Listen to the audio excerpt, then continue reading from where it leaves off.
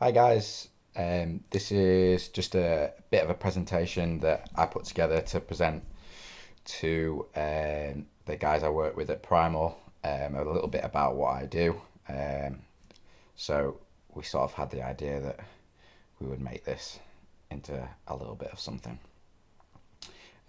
So before sort of get into the nuts and bolts of what we're going to talk about, just a little bit about me. I'm first and foremost a coach at Primal Gym, where I mainly work with um, athletes and athletic development. I have my own group of individual athletes that play a really wide range of sports.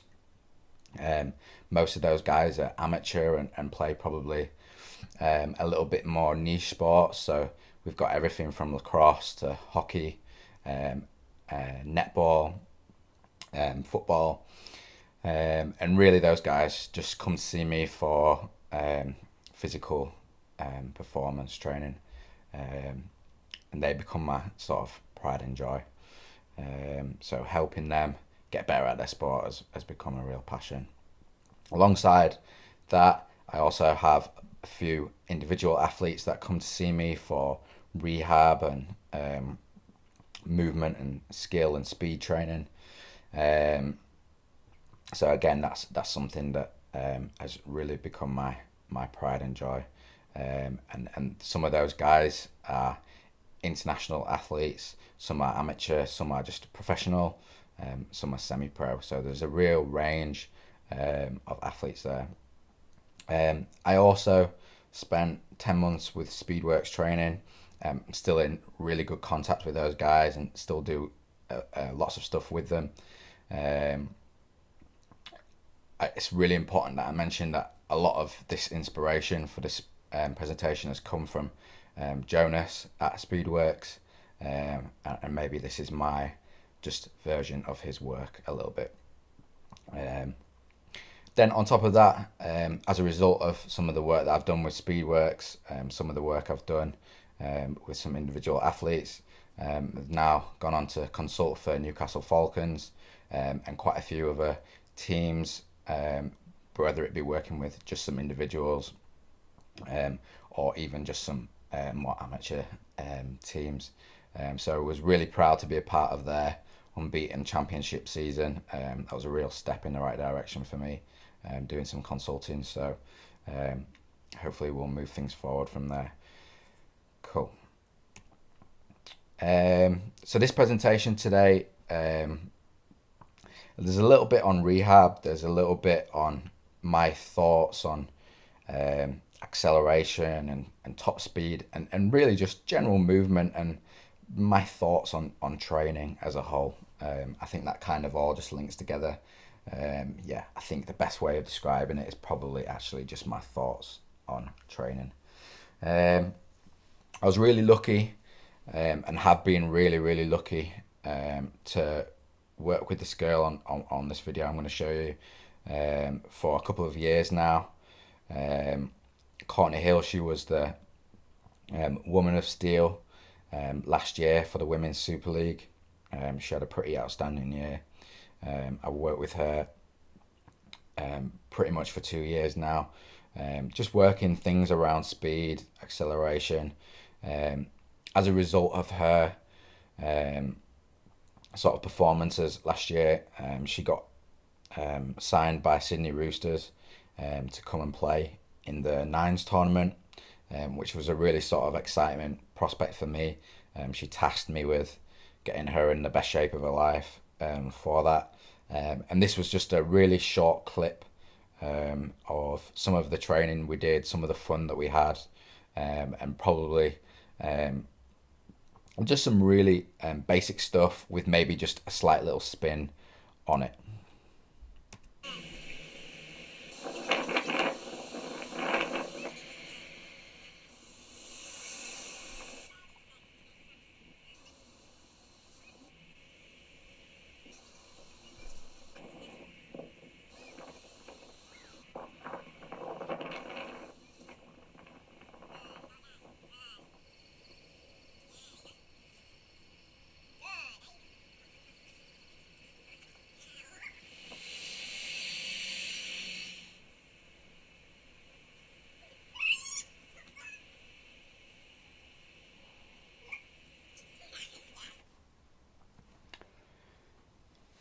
So this was just us, first and foremost, having a little bit of fun, but probably just putting some kind of classical drills that would be done in a straight line, putting them on a curve.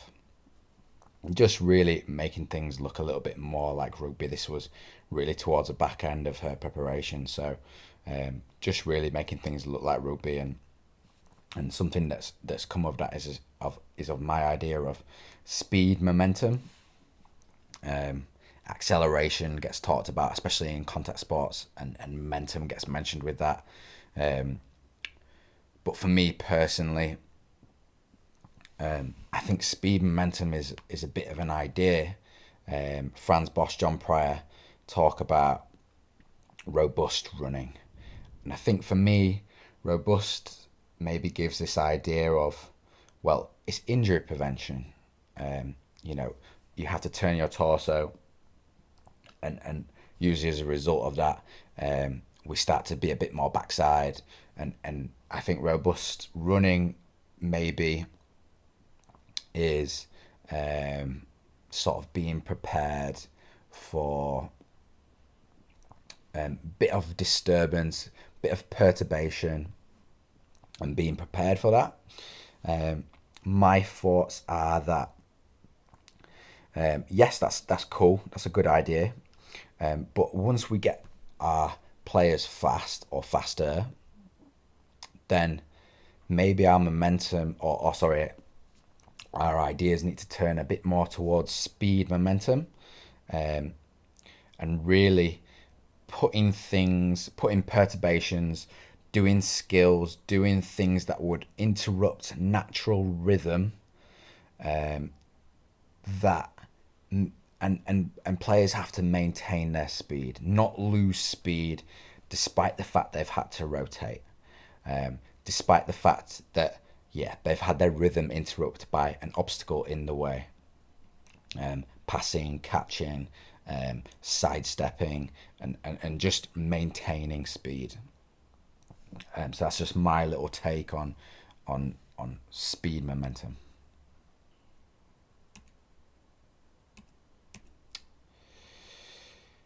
So these three ideas have been around a little bit, and probably Jonas can has kind of popularized these ideas, probably for a good few months now. I've almost tried to come up with my own version of this, and time again I've failed. The reason why, it makes tons and tons of sense. Every single movement that I see has these three things involved, and when people are effective at moving, these three things are done really, really well. So yeah, I've tried to come up with my own version of this. Maybe I'm just not creative enough, but they just make a real lot of sense to me. So projection, I think, is very probably muscular based. It's very hip based, glutes and hamstrings, quads, and really for me it's just about projection into space, whether that be in a forwards direction, a backwards direction, a vertical, a lateral. It's just projecting yourself into space. Reactivity is very, I think is a bit more tendon based. It's about your ankle, and your calf, maybe a bit of your knee, and really, it's about the ankle and the calf being able to transduce force. So all the force, that projection, you can get the force from your bum, from your hamstrings, from projection, and then can you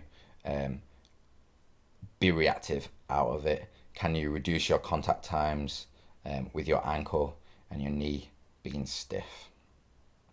And I think in the middle of that is switching, and it's important. Probably I mentioned that last because I think it is a limiting factor. Switching has probably been popularized a bit more by Franz Bosch. He calls it the cross extension reflex, and And essentially it's the relationship between your glutes and your hip flexors and your trunk for flexion and extension, and making that flexion and extension relationship as effective and as fast as possible. We all know it's a reflexive action. It's something that you have from birth. But for me, we want to make that really, really effective, really, really efficient, and switching really pieces projection and reactivity together.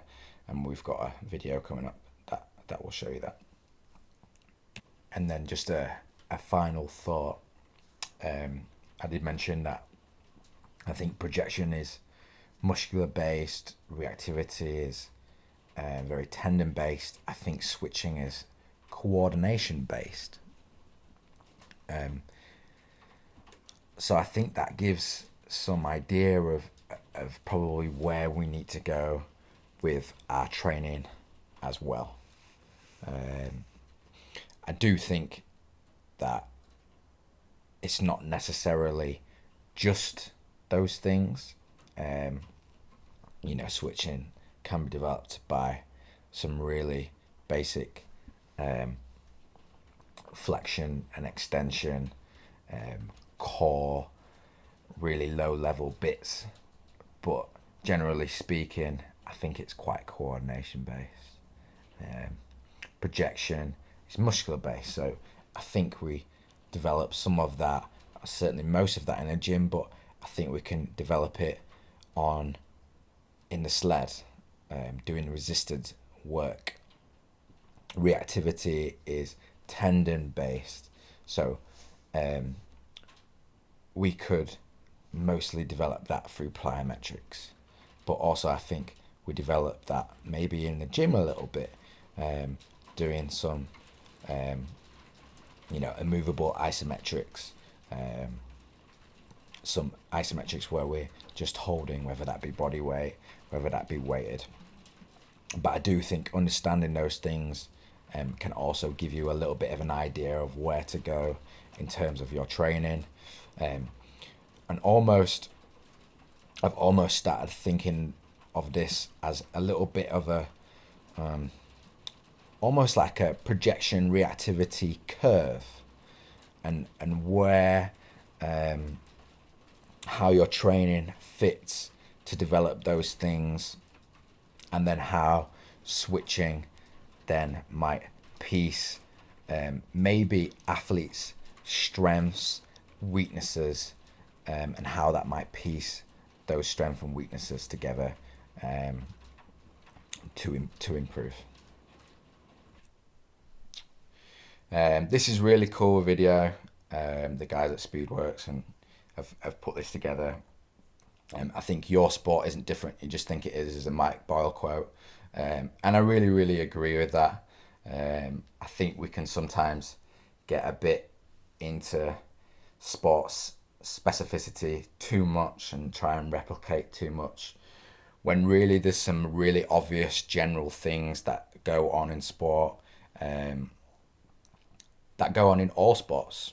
And I think this video shows it really well, that if you were a generalist, I think you tick most of your boxes.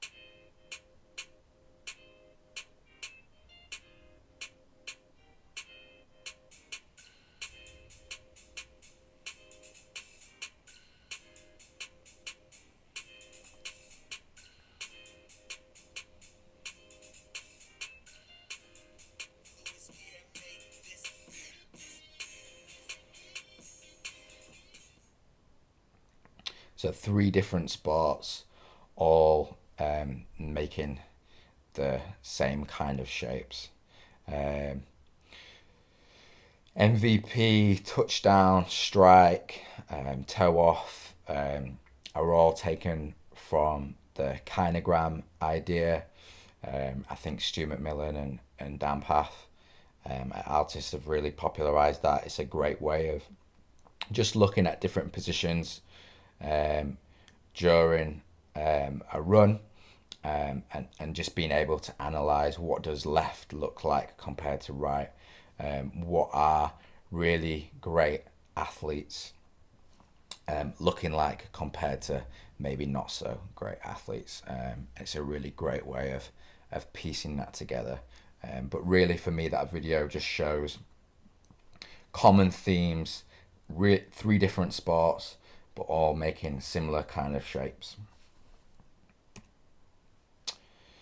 So this is really probably my thoughts on acceleration. I'm not really going to spend loads of time on this, reading this out, because there's a lot of words there. And you guys can stop and pause this video and kind of read through it for yourself and make sense of it yourself. We're going to go into a little bit of video after this. So really what screams out to me in acceleration is that it needs to be a piston type action and that we are going forward. The goal in acceleration is horizontal.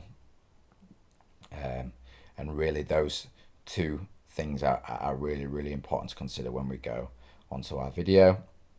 But also what we see going on there is projection is mentioned fairly often, switching is mentioned really often, and reactivity is mentioned often as well throughout all this writing. So I think that's important to just bear in mind when we go into this video. Cool. So I'm going to play this video 3 times. They're all slow-mo runs. There's 3 different runs, and really it's just a case of what do you see to start off with.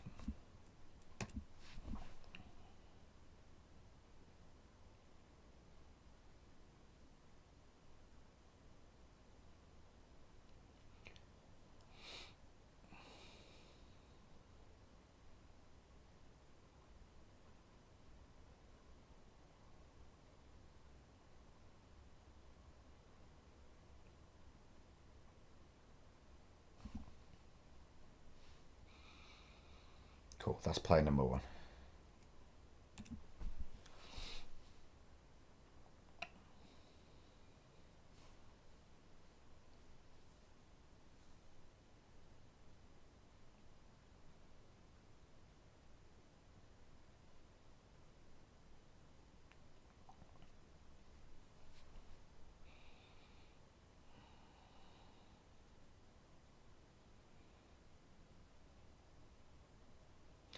Play number 2, and then final play.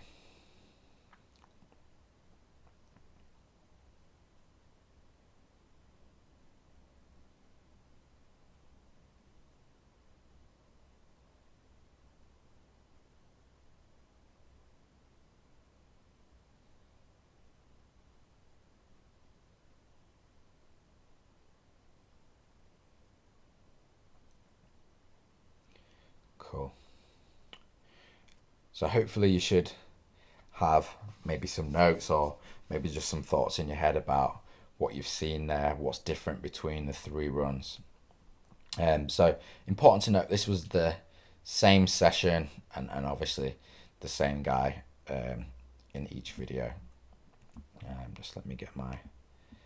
Cool. So I think if you keep... what I love about this video is that it really just shows projection, reactivity and switching, and shows the link between the 3 and how they piece together in movement. So for me in this first run, there's a real lack of projection. We've talked about how we want to make a piston action. Well, for me, a piston action is a bit of a quieter knee, and a bit of an active hip. Whereas I think what you get here is quite an active knee. Um, and really, for me, I would summarize this as going nowhere fast. He doesn't really go forward. He just kind of spins his legs up and down. So after that, we kind of chatted about that, um, and we tried to hack it a little bit. So in this next one, um, we see something really, really different.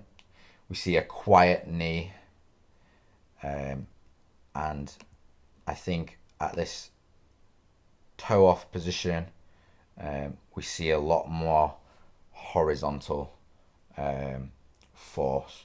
We see a lot more of a horizontal direction where he gets his hips to. And probably we get a lower heel recovery. But then what's interesting about this is the contact that happens after. The foot is really far out in front of the hip. And you can almost see how his muscles kind of almost just shake on contact. There's not really any stiffness there. He has to reach, or maybe he doesn't have to reach. He's probably got himself in a position that's not usual for him. It's not where he's used to being. So we get this really kind of almost ugly contact here. So why do we get that ugly contact? Well, he didn't switch fast enough, and this is why I think switching is that limiting factor between projection and reactivity, and optimizing those two things. So we get that quiet knee, we get that active hip that gives us that initial horizontal direction. This is the final rep after the learning has been done, and we've played around with some different cues, and we now get a foot that maybe just goes a little bit higher, or actually maybe he's just a little bit more ready for this unusual thing that he's doing. Normally he picks up his heel, it goes up to his bum, it gives him loads of time to create force, but for me, that air time where his heel cycles round should be time on the ground creating force. So we get this lower heel recovery that we want. It probably just gives him enough time to create some force, and now, because he's felt a bit uncomfortable from that last rep, he now knows that he needs to switch a bit quicker. He needs to flex his hip and extend his other hip a bit faster to get a reactive contact that's underneath his hip and that allows him to go forward again and again and again. So maybe I'll just play that one more time all the way through, and you can see it in motion a little bit. So cycling of the heel and just really up and down. Sweep, a bit more of a sweep, a lower recovery, but not ready for it, and gets a really slow contact there as a result. Ready for it now, faster horizontal movement, but now a faster switch that allows his foot to get underneath him and get a really reactive contact to carry on the rest of his run. So I love that video. Maximum velocity or top speed, however you want to call it. A little bit different. It's a bit more of a cyclic action, and again, there's a lot of writing here that I'm not again going to go through. Just really some themes here that really summarize it really well. That hopefully we'll see in some videos. So a cyclic action. It's not a piston action anymore. So that really probably distinguishes the two, acceleration and top speed.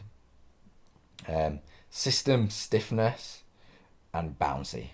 Those three words summarize top speed for me. Being bouncy, and I think the great analogy for that is a flat ball versus a blown up ball. And we always want that blown up ball. If we've got some air in it, it'll bounce off the ground straight away, and probably bounce maybe even a little bit higher. And especially if we've put some force into the ball. Whereas if it's a flat ball, I think no matter how hard you throw that ball down, it's not going to bounce. So we need some system stiffness. And don't get me wrong, I think system stiffness and bouncy, it's a little bit like the chicken and the egg in terms of what comes first, and what gives one gives the other. And that's tends to be a little bit of a theme that I see going on all the time. It is a little bit of a chicken or the egg, and which came first, and what gives the other. Yeah, I think I've probably ticked that box. So front side versus back side, a really probably popular topic in terms of health and performance, and hopefully we'll see health and performance quite and the link between the two quite often through this, certainly as we get on through the presentation. So this girl has been with me for a while. She came to me as with not really much of a training base, quite bouncy, but probably not really much stiffness about her. And the gym has done lots of things for her, but also lots of technical work has really helped her.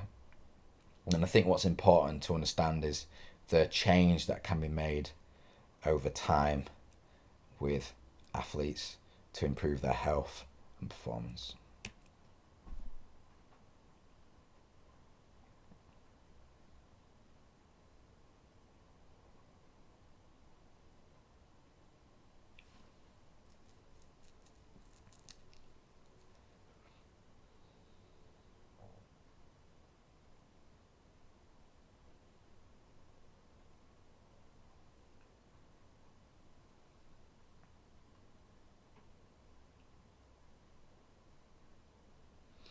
So just play that one more time and we'll chat about it.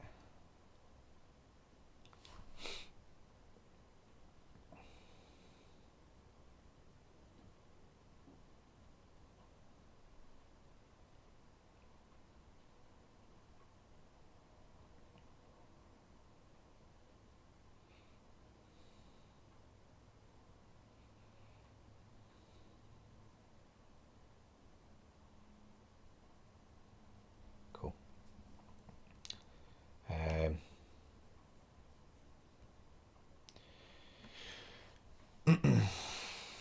So the first video really kind of shows a backside action for me. And we see when we whiz this on now, where there's a little bit of a pause. At toe off, her pelvis is in a little bit of an anterior tilt rather than probably being neutral. So already we've probably got some stress on that left quad. It's having to do a bit more work. And then that ends up translating into the rest of the run. We get a heel contact first that's massively in front of the hip. This left knee is now way behind the right knee.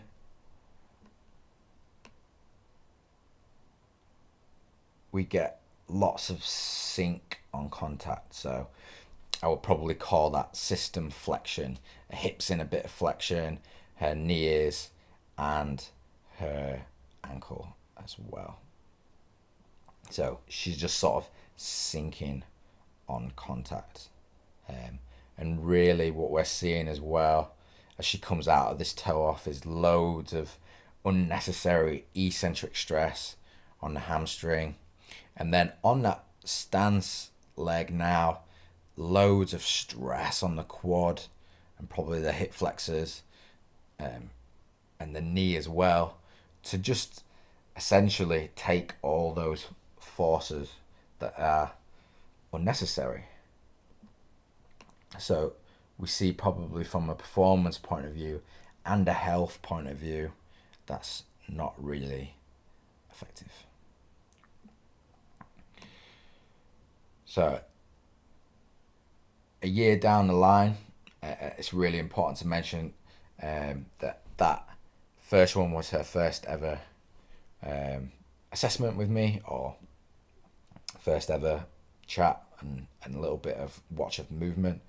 This was through the sort of coronavirus stuff. So she's doing this on her own, no coach there, no one to remind her of anything. This is something that's now ingrained for her a little bit, which is really cool. So what do we see? Well, certainly a pelvis that's a lot more neutral now, which doesn't cause this excess stress on the stance leg, quad. We're probably now attacking the ground from the top.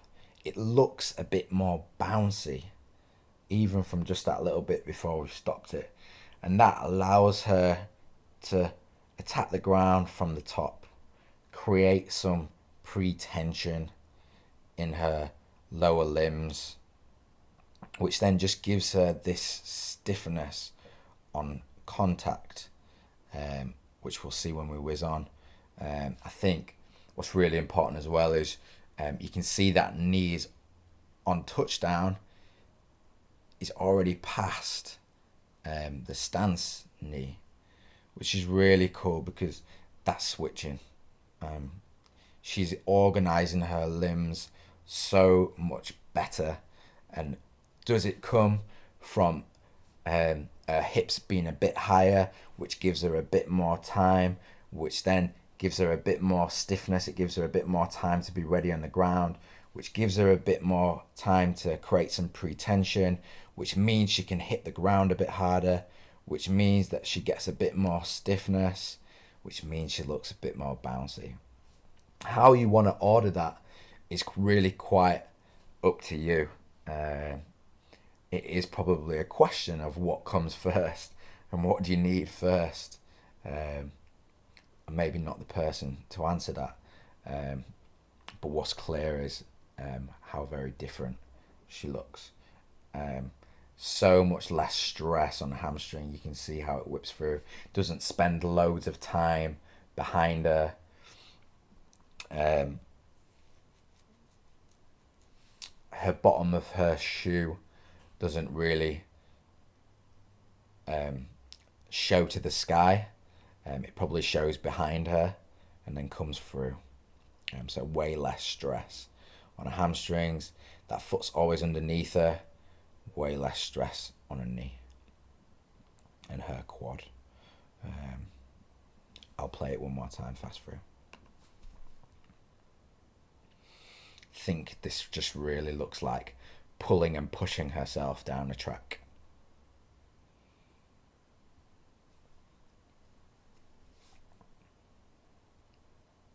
Whereas to me, this just can be described as bouncy.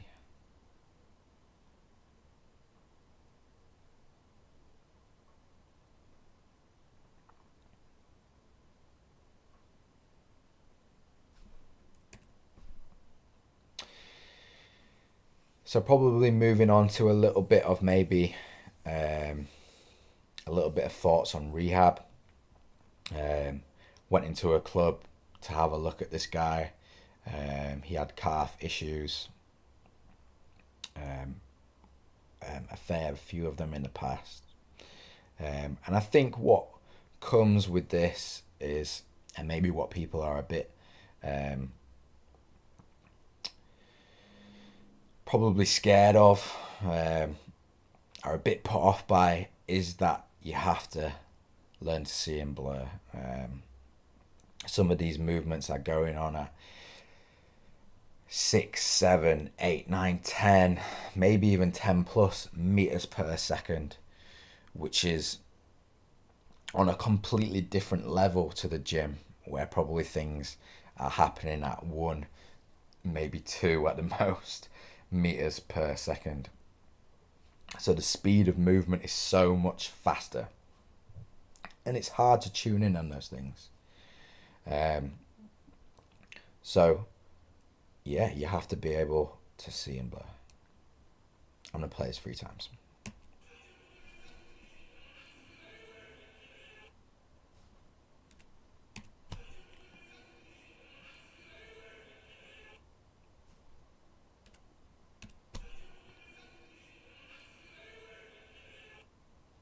Difficult to see. Difficult to see. Um,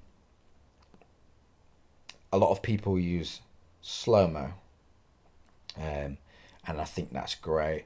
Um, I've probably been in an environment where I haven't had a ton of equipment. I don't have a force plate to tell me what jumps, what's happening when people are jumping.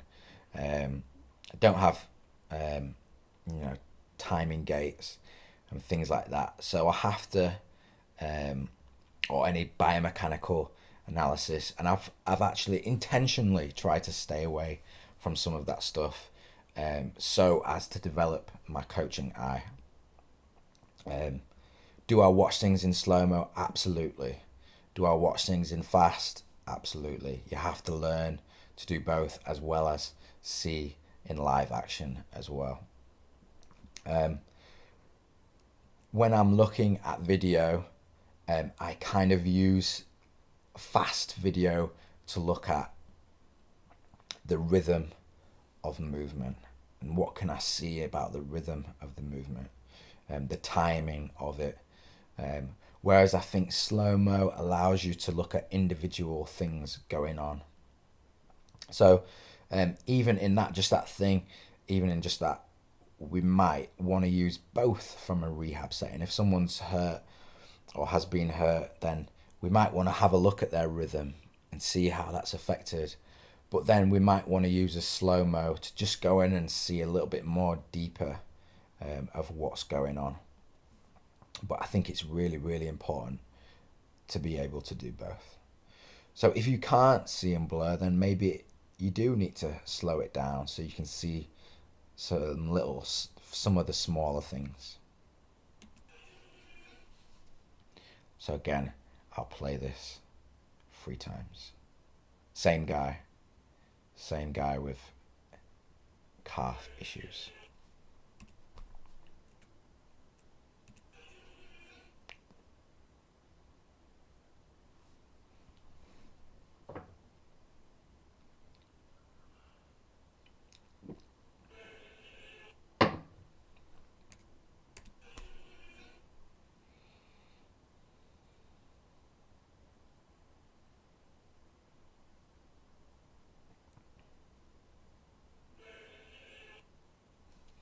Cool. So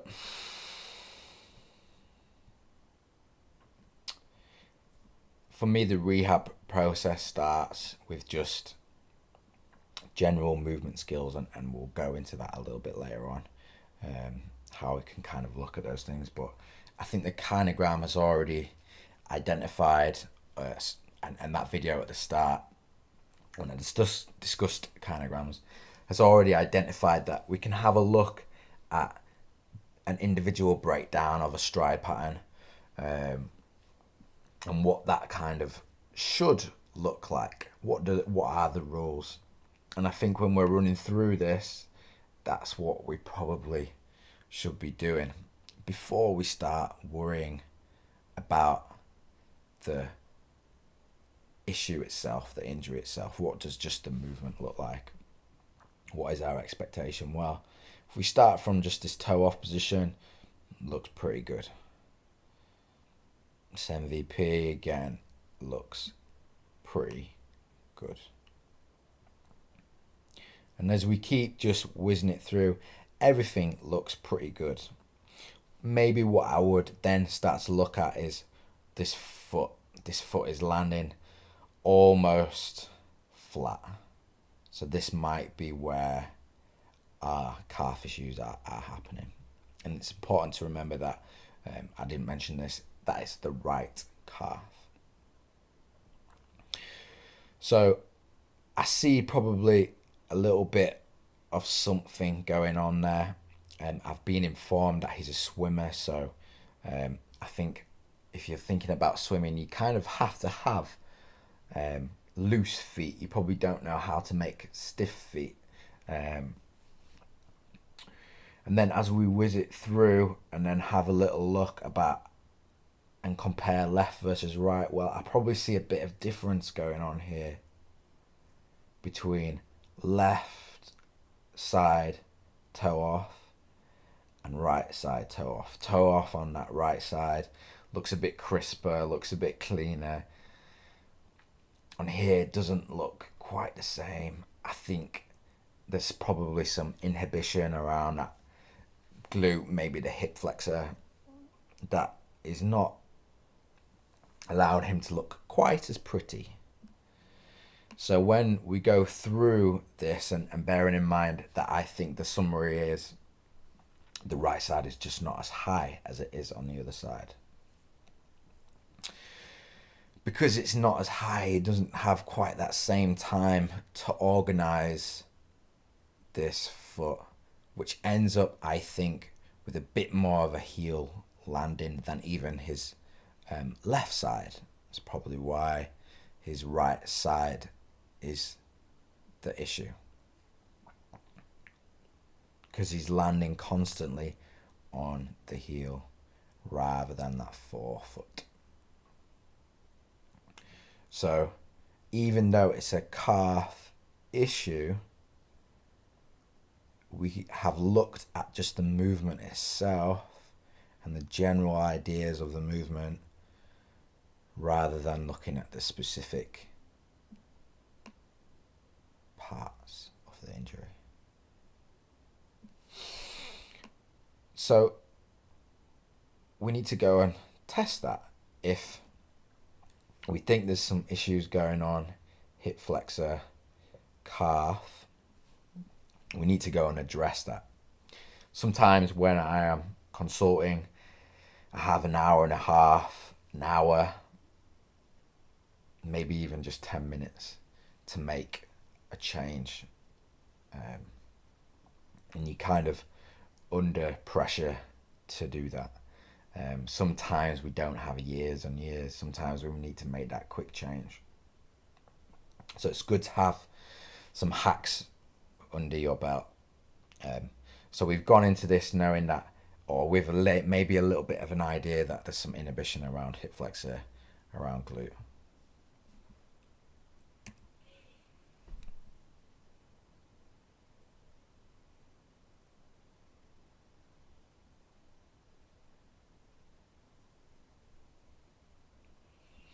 And plays one more time.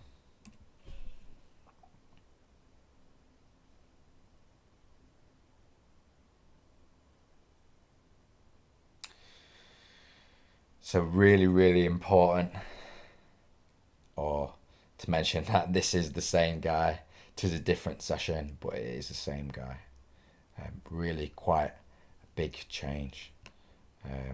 And really all we did was access, or give him some access around glute and hip flexor, and you can see on both sides now we're getting a forefoot landing,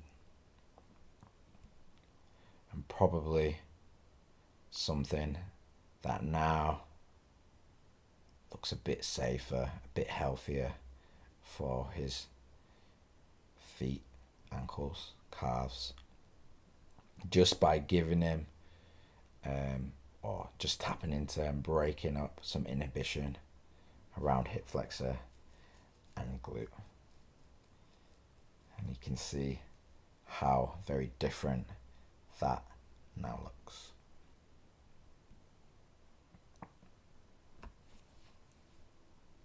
So probably the summary is for me there is actually just looking at the movement first. What does the movement look like before we go in and dive into the parts? So going further into my thoughts on rehab a little bit. This is probably a little bit of a side note and maybe just a bit of a thought experiment. Stu McMillan tweeted this. Stu McMillan is a coach at Altis, probably one of the leading track and field groups in the world. And he's one of the lead coaches. And he tweeted this. First and foremost, I absolutely agree with all of this. But I do think he missed something. Or maybe he didn't miss it, but he alluded to what I think is important, but I think it's important to address something else. So mechanics, they don't move well. I absolutely agree with that. Medical setup, programming, lifestyle choices. What I think he alludes to though when the programming is too much load or too little recovery. And sometimes my thoughts sometimes wonder about anything else. And I think what's really important that we consider and not forget is that sometimes it might not be about that we've done too much or that we've not given enough recovery. That actually we've just not given athletes enough to make them adapt so that they can cope with the task. And I think this is always an afterthought. Tim Gabbert has popularized training smart but training harder, making sure people or athletes are prepared for the task. And I love this. This was just taken from one of his papers. And I think what really is important to remember is the appropriate graded prescription of high training loads, not the appropriately graded prescription of training loads. He really alludes to high training loads, and that will protect against injury and lead to greater physical outputs. And I think that's really, really important to remember. It is a side note, but I think it's really, really important to remember. No matter who you are training, whether it's general population, whether it's athletes at the very highest level, are we preparing them for their task? And are they breaking down, not because we're doing too much with them, but actually because we're doing too little for them and they're not prepared. So I think just revisiting that post by Stuart McMillan, mechanics, they don't move well, again, is 100% the most important for me.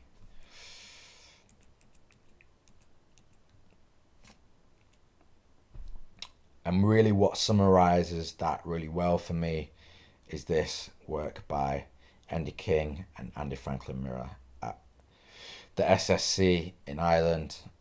They really work with groin and ACL injury and get people back up and running, and they're probably some real leaders in the field for that. What I love about this is, for me, it's kind of like the joint by joint approach, but I think it's a bit more movement related as we flick over to also the lateral one as well. I think it's a bit more movement related. I think maybe that comes in my mind because the joint by joint approach comes a little bit from the FMS. For me, the FMS doesn't really tick any boxes because there's not really, in my thought process, in my eyes, there's not really any movement there. And I think looking at what the pelvis does in movement, what the foot's doing, but probably just a bit more in a movement way, what the trunk's doing actually in running or in gait, is really, really important, and change of direction. That's really where we want to stress test our athletes, whether they can cope with the demands of their sport. Not really from a really static test, and this for me takes the joint by joint approach to the next level.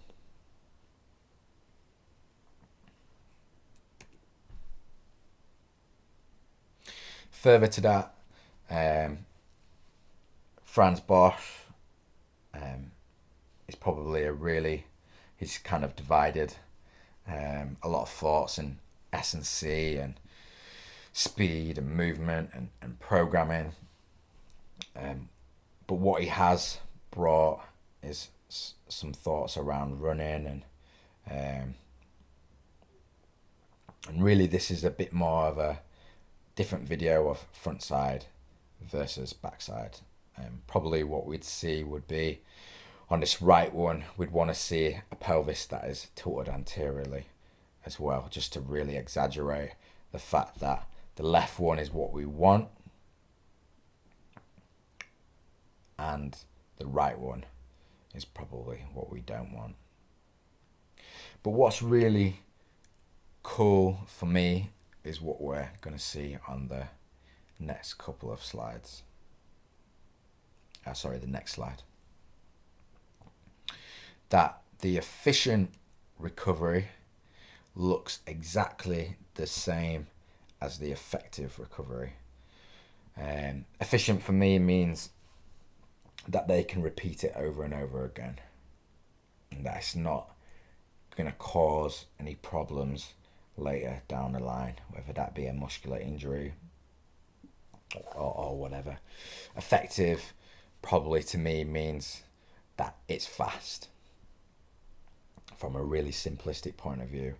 And what I love about this is the ineffective version of sprinting is also the inefficient way of sprinting in my eyes.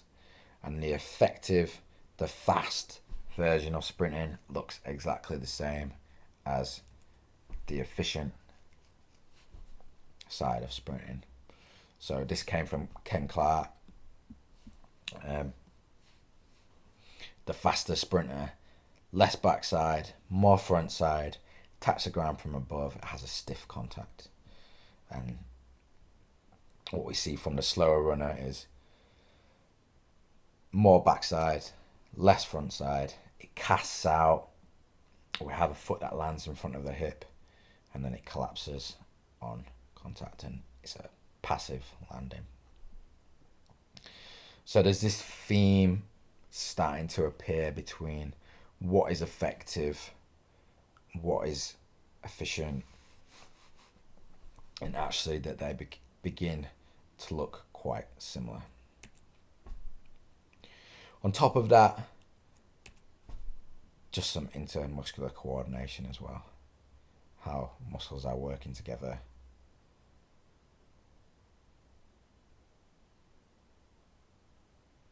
Another Franz Bosch video.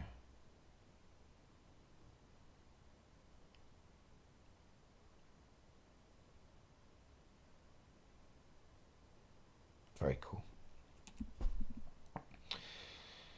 So this effective and efficient performance robustness start to come together, and we're starting to think that actually they might look the same.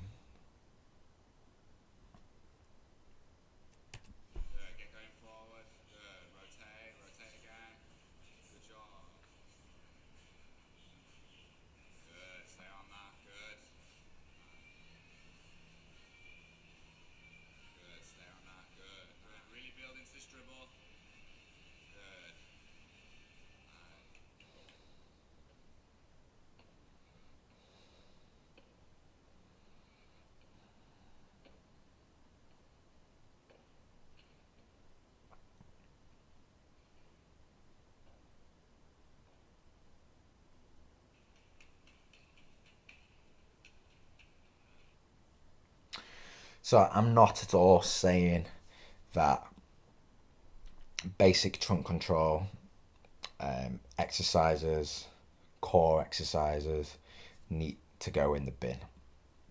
I'm not saying that lying on your side with a band around your knee, doing clams, needs to go in the bin. But people, or we need to understand in rehab and performance, that those guys, those exercises are a means to an end. And their end probably ends very, very quickly. If we flick back to our intersegmental goals, and we're saying this is a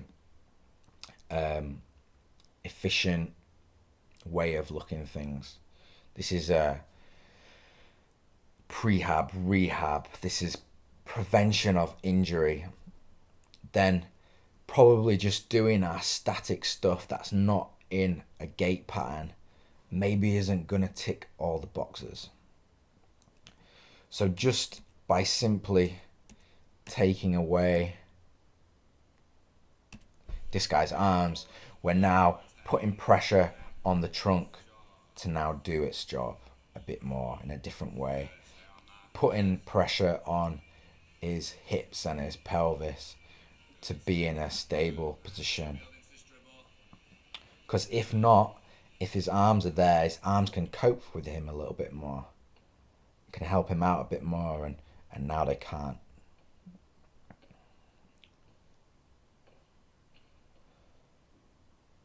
But then what's really cool is we probably get a little bit of transfer from that as well.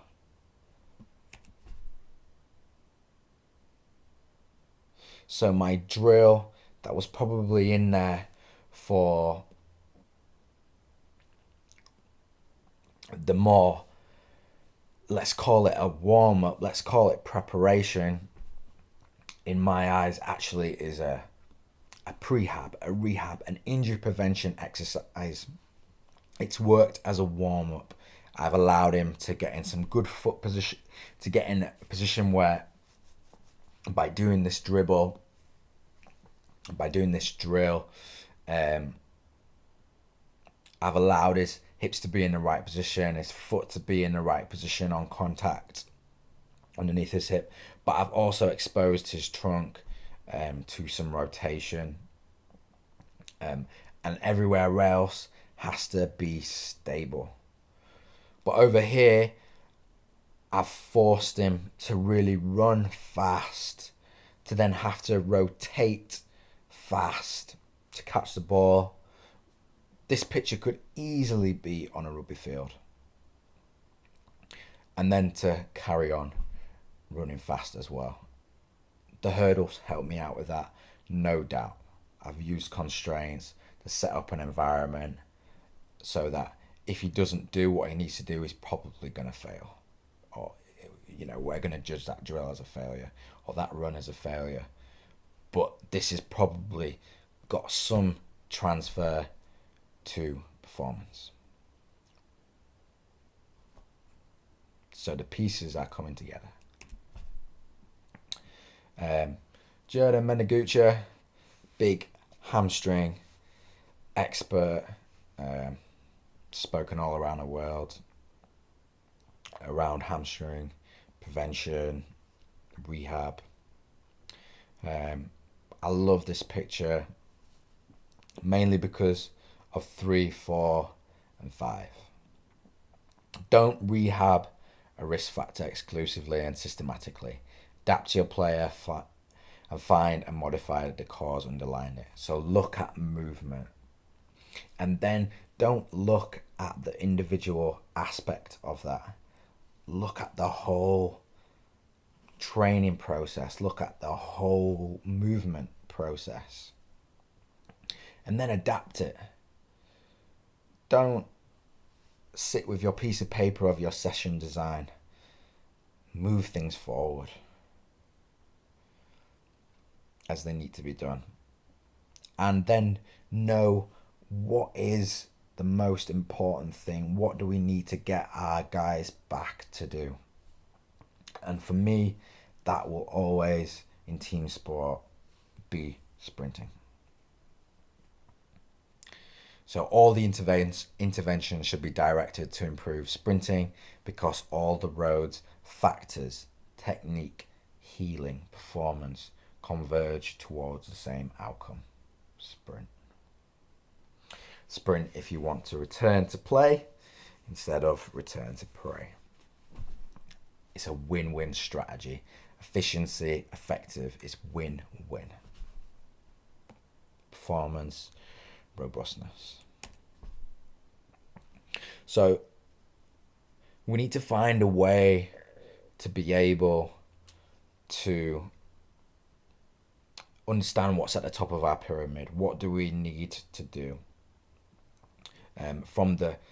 Maybe from an injury point of view, from a performance point of view, what is our competition exercise? What is the important part of that? So I love these quotes from Dan Path. He says, building a base for what? If your top of your pyramid is sprinting, which if you don't agree with, I think you're knocking up the wrong tree. So how are we building that base for sprinting? And if we do have an injury, I think the building a base for what is a performance thing. But if we do have an injury and we are rehabbing, then we need to make plan B as close to plan A as possible. If plan A is sprinting, well, what does plan B look like? What does plan C look like? All the way down to plan Z. We need to have some kind of idea of how we build that base, because again, performance links really nicely with rehab. So I think what does this really well is Bondarchuk's exercise classification. We have our event, we have a competitive exercise, we have a specific development exercises, we have specific preparatory exercises, and we have general preparatory exercises. And really all they are is just a pyramid of specificity. We have the most specific thing at the top and the most general thing at the bottom. GPE and SPE prepare the athlete's body to handle the demands of the training in their event. SDE and CE perfect competitive technique and develop the specific conditioning requirements for the event. So even then again, we see this crossover about being prepared for the task and then transferring to the task, in my eyes. So this is my really simplistic version, or maybe not, of Bondarchuk's exercise classification and turned into my exercise classification. So over to the left, you can see competition exercise, special development exercise, special preparatory exercise, and general preparatory exercises. So we already know about those, and they should hopefully make a little bit of sense. Slightly further over, we have my thoughts, my really simplistic thoughts on periodization. Get fit, get strong, get powerful, get reactive. What's cool about that is I think early on we do need to be getting fit, and maybe getting reactive isn't our main focus. Our get reactive is probably gonna come at a closer time to our event, or certainly when we want to peak. And what I love about that is we can still get fit at each block of these. So I think what's important for me in terms of periodization over a long term, and even just in a singular session design, that we have a little bit of everything going on.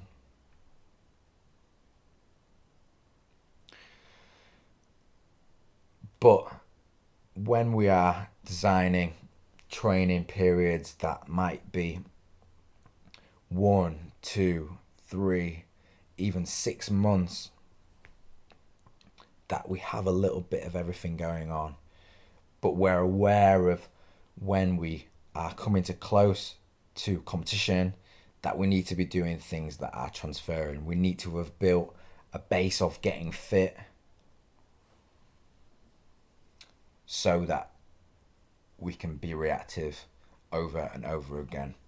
And what I love about it is because I think you could think about getting reactive.